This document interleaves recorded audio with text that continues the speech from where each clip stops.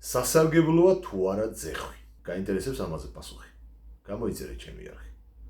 ძალიან ბევრ საინტერესო რამეს გასწავლე. პოლიტიკა ძეხვს გავს. ჯობია არ ნახო როგორ კეთდება იგი.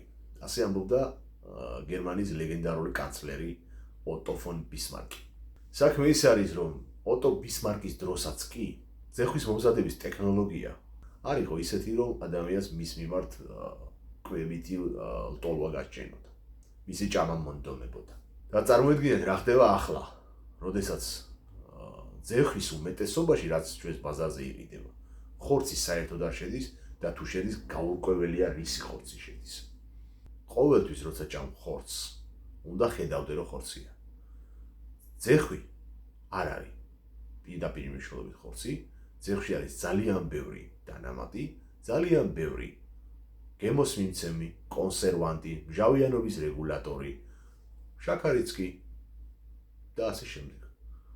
ამიტომ თუ ზონაში დაკლევა გინდა, თუ გინდა რომ დიდხან შეინარჩუნო ახალგაზრდობა, ენერგია და ასე შემდეგ, მოერიდე ძეხვეულის ჭამას.